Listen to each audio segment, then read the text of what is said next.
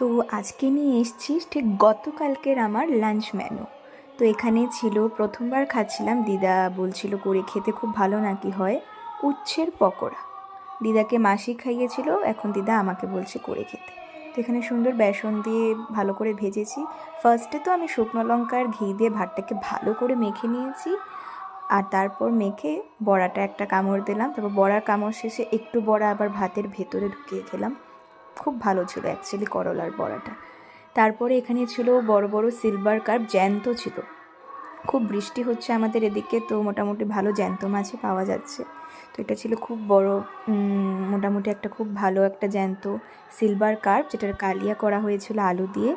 তো সেটাই আমি আগে মেখে নিয়েছিলাম। আর আমার না এরকম রিং পিস মাছ না খেতে খুবই ভালো লাগে, মানে অসাধারণ লাগে। সে পেটি গাদা একসাথে থাকে। তো ভাতটাকে মেখে প্রথমে একটু আলু দিয়ে ভাতটা খেলাম, কেমন হয়েছে ঝোলটা সেটা আর কি বলা, দিদার রান্না।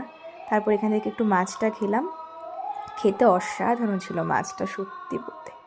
আমাদের এখানে অনেক দিন পর গরম পড়ে 3 দিন বৃষ্টি হলো, এখন দিনটা একটু ঠান্ডা ঠান্ডাটাই ভালো লাগে বলো।